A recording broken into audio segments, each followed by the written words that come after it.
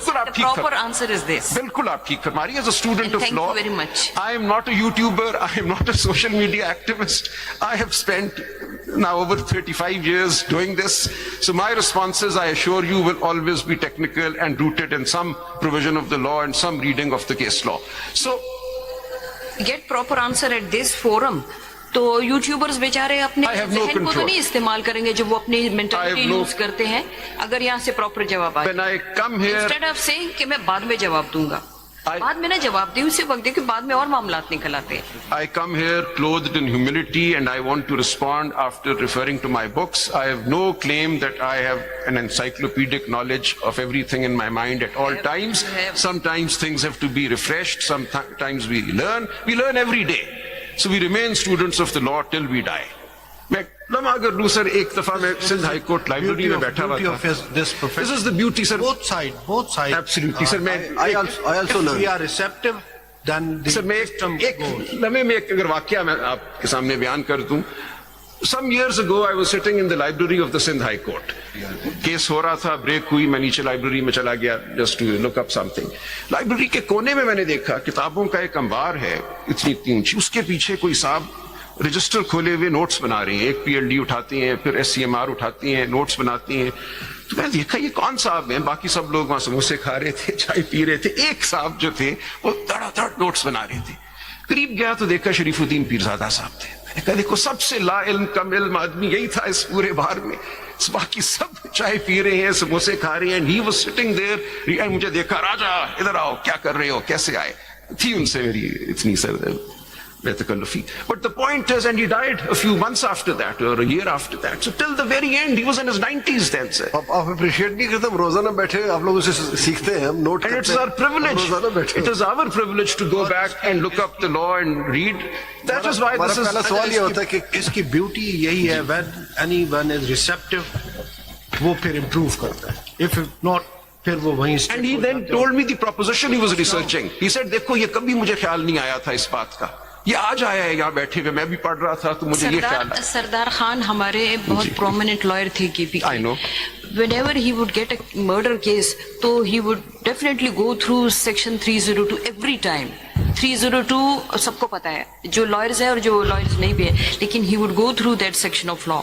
तो ये तो पढ़ना है, अपने जहन के मुताबिक इंटरप्रिटेशन नहीं करनी. ये बता देना अपने लोगों को. कोशिश यही करनी है. I am before this court trying to perform a duty as best as I can. So I'm very grateful that this court. Being general secretary of a political party, you have other responsibilities as well. Note कर ले बाकी आप जिस तरीके से can wear different hats. We appreciate. But when I enter this courtroom, I am clothed with humility, and my only कुछ बातें हमारी भी मान ले. My only objective is to assist this court in the proper enunciation of the law. That is my only duty. जो बातें आपसे करिए कोर्ट के बाहर है, कहते हैं आप उस कोर्ट के बाहर में करता हूँ बातें, बिल्कुल और करता रहूंगा. लब आजाद है सर, वो करूंगा, वो भी जिम्मेदारी है. लेकिन यहाँ मैंने कानून की बात करनी है sir.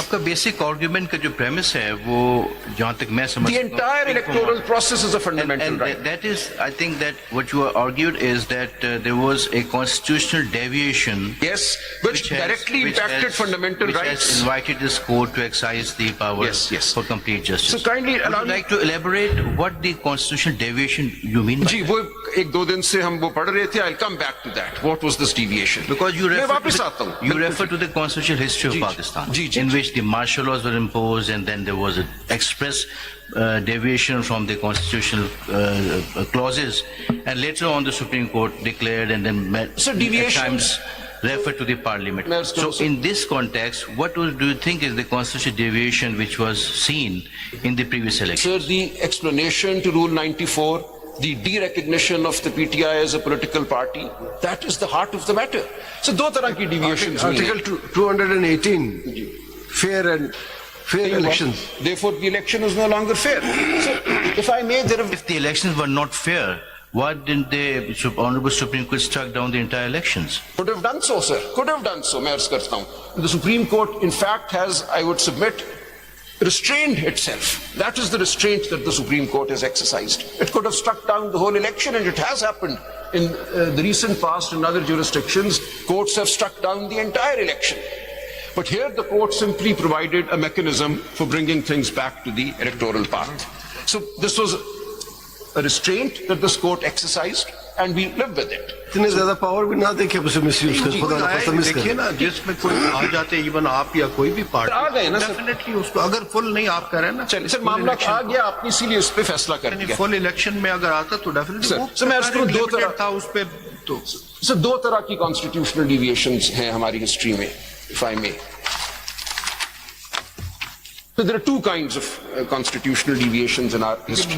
One is the overt deviation when a military takeover has taken place. In 1958, again in 1969, even though we moved from a quasi-military dispensation to a full military dispensation with Yahya Khan Sahib coming in, and then again 1977 and 1999. So these are the overt constitutional intrusions leading to constitutional deviation.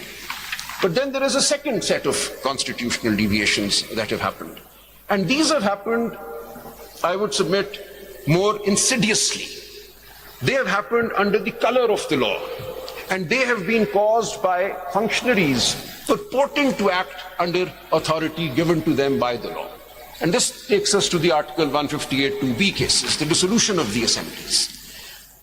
That has happened. In Asghar Khan's case, we also have an example of a constitutional deviation when no martial law was declared as such, but the electoral process was interfered with by agencies that had no business interfering with the electoral process. That is what the Asghar Khan case is about, the 1990 election. So after having failed to oust People's Party, in 1988, this court stood up, in 1988 Supreme Court 416, Benazir Bhutto's case. Operation Midnight Jackal was launched. That failed. And after that, before the 1990 election, this is all documented in Asghar Khan's case, so I'm saying nothing out of the history books. So that was described by your lordships as a constitutional deviation. The distribution of funds, the creation of groups of political electables in order to block. And in fact, an affidavit was filed in this court. I was standing here as Asghar Khan Saab's counsel. Here was General Aslam Beg, here was General Asad Durrani. And they both filed affidavits saying that yes, they had decided to interfere with the 1990 election in the larger national interest. They filed those affidavits. They're part of the record they reproduced in the Asghar Khan judgment, PLD 2012, Supreme Court, page 1. I was Asghar Khan Saab's counsel. सब ये बहुत पुरानी history है। मैं अर्ज ये कर रहा हूँ, हमारे मुल्क की बहुत पुरानी हिस्ट्री है, जरा सुन ले जी। बहुत पुरानी बड़े अच्छे अच्छे जजमेंट्स आई। हम तो जजमेंट देते हैं जी, क्या पॉलिटिशियन उस पे अमल करते हैं? देखना ये आपको खत्म कर, सुन ले जरा, मैं दूंगा। ये कब से सिलसिला शुरू हो रहा है?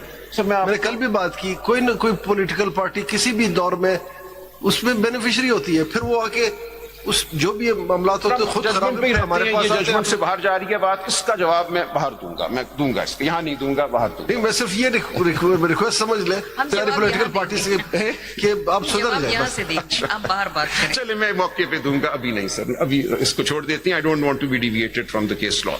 So there have been these various kinds of deviations, some overt when a military takeover takes place, some covert, where the color of the law is used, the purported structure of the law is used in order to, in fact, subvert the Constitution. So Asghar Khan case is an example. They said this was the command of the Supreme Commander, the President, that's why we did it. This was the affidavit that Aslam Beg Saab filed. 158(2)(b) judgments, your lordships held in Haji Saifullah's case 89, this was unconstitutional, no grounds for dissolution were made out. Then there is this matter which is before your lordships. Here what has happened is that for the first time in our constitutional history, a party was delegitimized, de-recognized, was not allowed to contest the election as a political party. And this was not a minor political party. Everybody understood what the standing of this party was. And therefore, what has happened, what this judgment of this court, authored by 8 honorable judges, and the judgment authored by 2, and the judgment authored by His Lordship Chief Justice Yahya Afridi, they've all recognized that there was a constitutional deviation on account of the effective de-recognition of the PTI as a political party. And that has resulted in certain consequences. So if we ignore all of that, we can say इन लोगों ने जानबूझ के अपनी खुशी से अपने आप को इंडिपेंडेंट लिखा, इन्होंने जानबूझ के अपनी खुशी से SIC को ज्वाइन किया. That is one way of taking it, of examining the situation. आप सारी हकीकत को दबा दें, उसको पर्दे के पीछे कहीं डाल दें और कि सब ठीक हुआ, सब अच्छा था। एक तो ये है। दूसरा ये है कि आपके नहीं, we will take stock of the reality, what is it that happened.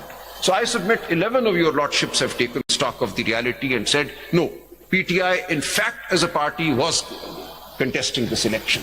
And PTI in fact has won seats. And therefore PTI is entitled to reserved seats for women and non-Muslims. How many? Us pe aapka fark hai.